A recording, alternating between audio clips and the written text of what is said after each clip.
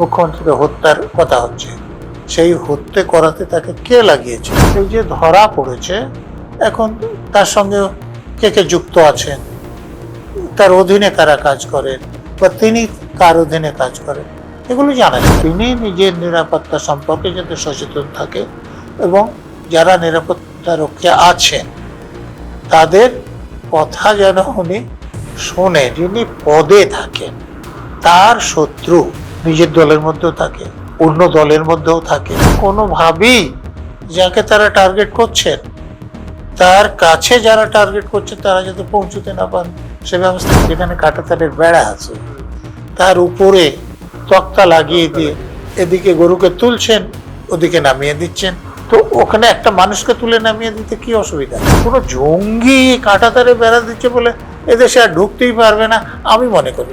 যারা সত্যি জঙ্গি প্রশিক্ষণ আছে তারা বাংলাদেশে পালাতে পারেনি বলেই এখানে কাজ করছে, পালাতে পারলে করতেন না এরকম নয়।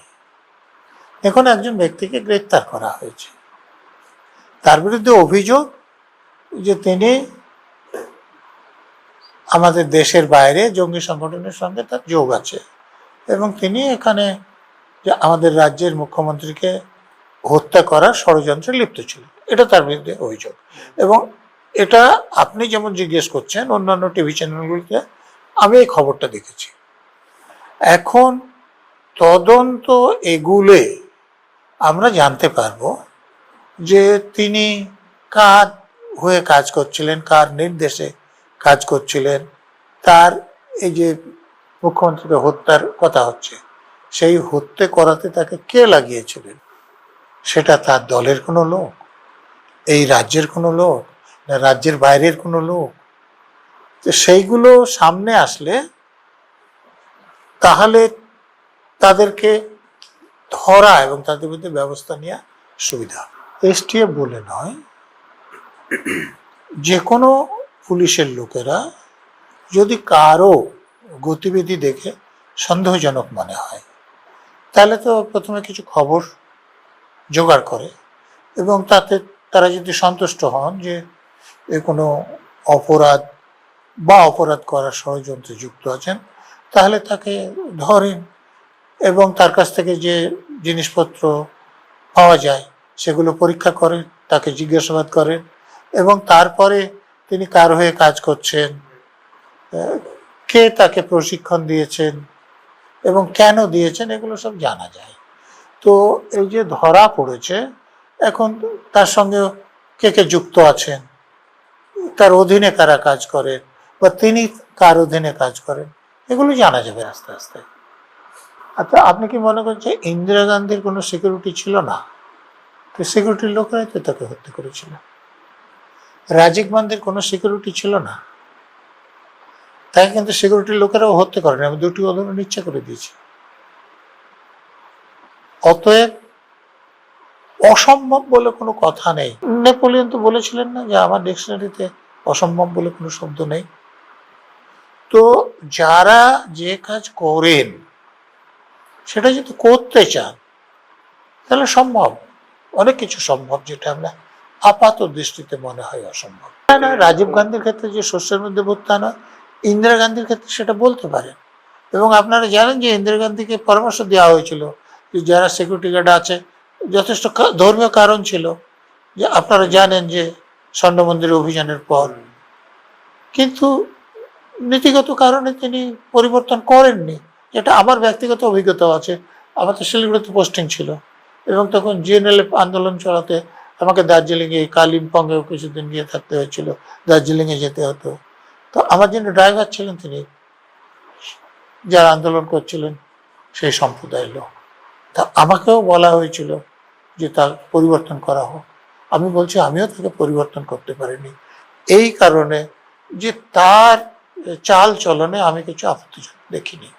তাহলে শুধু একটা সম্প্রদায়ের লোক বলে তাকে একটা যে পদে আছে বাদ দিয়ে দেবো, আমি পারিনি। আমার ধারণা ইন্দিরা গান্ধী ওই একই কারণে করেননি এবং তাকে তার মূল্য দিতে হয়েছে, কিন্তু সেটা একটা নৈতিক কারণে। দেখুন, যারা কেসটা তদন্ত করছেন তারা যদি তদন্ত করে কে লাগিয়েছে, কেন লাগিয়েছে এটা বের করেন, তাহলে তারা পরামর্শটা খুব ভালো দিতে পারবেন।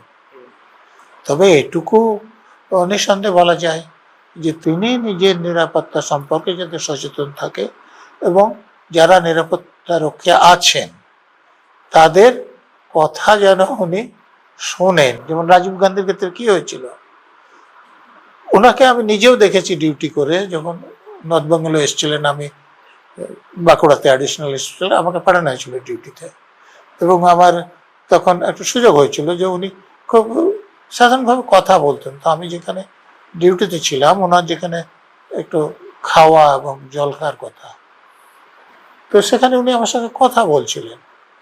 এবং তারপরে আমি যেটা জানতে পারলাম আমার সহকর্মীদের কাছ থেকে, যে যেখানে সিকিউরিটি বাদ দিয়ে উনি হয়তো গাড়িটা নিয়ে নিজে ড্রাইভ করে আগে বেরিয়ে যাচ্ছেন, আর গাড়ি থেকে নেমে সাধারণ লোকের সঙ্গে কথা বলছেন। রাজনৈতিক নেতাদের অনেক বাধ্যবাধকতা থাকে, কিন্তু সিকিউরিটির লোকদের কথা শুনলে সেগুলো অনেক কিছু করা যায় না। নিজে গাড়ি চালানো বা একটু জোরে চালানো বা সিকিউরিটির লোকদের ছাড়া কারোর কাছে চলে গিয়ে কথা বলা, এটা তো যারা ওনাকে হত্যা করেছিলেন তারা তো এটা খেয়াল করেছিলেন।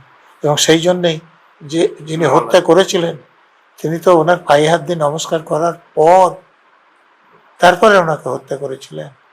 তো এইগুলো যারা এরকম কাজ করতে চায় তাদের এরকম গতিবিধি এই জন্যে খোঁজ রাখতে হয়, যে তার ব্যবহারটা কীরকম সেটাও খোঁজ রাখতে হয়, এবং সেই সুযোগ দিয়েই কিন্তু বিপদটা ঢোকে। সেখানে এই নিরাপত্তাটা নিশ্চিত করা উচিত। যে লোকগুলো আসছেন তাদের তো নিশ্চিতভাবে চেক করা হয়, তারপরে তার কাছে যেতে দেওয়া হয়। তো সেটা যদি ভালোভাবে করে নেওয়া হয় তাহলে কোনো অসুবিধা নেই। যে কোনো ধরুন যে আপনি, আমি তো দিল্লিতে গিয়েছি মন্ত্রীদের সঙ্গে দেখা করতে বা অফিসারদের সঙ্গে দেখা করতে, একাধিকবার গিয়েছি। তো সেখানে তো আমি তো আইবি অফিসে গিয়েছি, যেহেতু আমার ব্যাচমেট ছিলেন ওখানে। তো সেখানে যে প্রোটোকল আছে সেগুলো তো মানতে হয়। তা আমি গেলেও আমাকেও তো সার্চ করা হয়। তো সেখানে অন্য কোনো লোক যদি আসে তাকেও সার্চ করা হবে। তো ধরুন যে একজন কেউ চলে আসলেন, খাতির করে তাকে সার্চ করা হলো না, তাহলে গেল। এরকম কিছু ঘটলে তখন বিপদ ঘটে, কিন্তু সেগুলো যদি ঠিক ঠিক করা হয় তাহলে বিপদের সম্ভাবনা নেই। পুলিশ প্রথমে জেনে নেবে যে ধরা পড়েছেন, সেই পরিকল্পনাটা কারা করেছেন এবং কীভাবে তারা সেটা কাজে পরিণত করতে চাইছে, তাহলে তারা সেইভাবে ব্যবস্থা নেবেন। সেসব কথা বাইরে প্রকাশিত নাও হতে পারে। যিনি পদে থাকেন তার শত্রু নিজের দলের মধ্যেও থাকে, অন্য দলের মধ্যেও থাকে, নিজের দেশ রাজ্যেও থাকে, অন্য রাজ্যেও থাকে, দেশের বাইরেও থাকে। আপনার কিরকম মনে হতে পারে আমার কথা শুনে? আপনাকে একটা উদাহরণ দিচ্ছি। মালদায় যিনি তৃণমূল নেতা খুন হয়েছিলেন, তার খুনের জন্য কাকে গ্রেপ্তার করা হয়েছিল? তিনি তৃণমূলের নেতা ছিলেন। তো একমাত্র যাদের থেকে থ্রেট তাদের অ্যাক্সেস কন্ট্রোল করে, আরো ইন্টেলিজেন্স ভালোভাবে কালেক্ট করে, এবং দেখবে যে কোনোভাবেই যাকে তারা টার্গেট করছেন তার কাছে যারা টার্গেট করছে তারা যাতে পৌঁছতে না পান সে ব্যবস্থা করে। হ্যাঁ, যিনি পদে থাকেন তার শত্রু দলের মধ্যেও থাকতে পারে, বিরোধী দলেও থাকতে পারে, রাজ্যের মধ্যে থাকতে পারে, রাজ্যের বাইরেও থাকতে পারে, এমনকি দেশের বাইরে থাকতে পারে। দেখুন, আপনারা এটাকে যতটা গুরুত্ব দিচ্ছে, আমি কম গুরুত্ব দিচ্ছি না যে কাঁটাতারে বেড়া দিলে অনুপ্রবেশে অসুবিধা হবে। কিন্তু আপনারা কি এই ছবি দেখেননি যে যেখানে কাঁটাতারের বেড়া আছে তার উপরে তক্তা লাগিয়ে দিয়ে এদিকে গরুকে তুলছেন, ওদিকে নামিয়ে দিচ্ছেন। তো ওখানে একটা মানুষকে তুলে নামিয়ে দিতে কি অসুবিধা আছে? কোনো জঙ্গি কাঁটাতারে বেড়া দিচ্ছে বলে এদেশে আর ঢুকতেই পারবে না আমি মনে করি না। ধোকাটা আগের থেকে কঠিন হবে এটা আমি মনে করি। যে খোলা রাস্তা আছে, আসলাম, ঢুকে গেলাম আমার বাড়ির দরজার মতো, এসে আপনি বেল বাজালেন, আমি দরজা খুলে দিলাম। কিন্তু যদি আমি এখানে অন্য ব্যবস্থা রাখি, তাহলে প্রথমে আপনি যে বেল বাজাচ্ছেন আপনাকে পরিষ্কার দেখা হবে যে আপনি কে, আপনার জন্য দরজা খোলা যায় কিনা, এই ফারাক।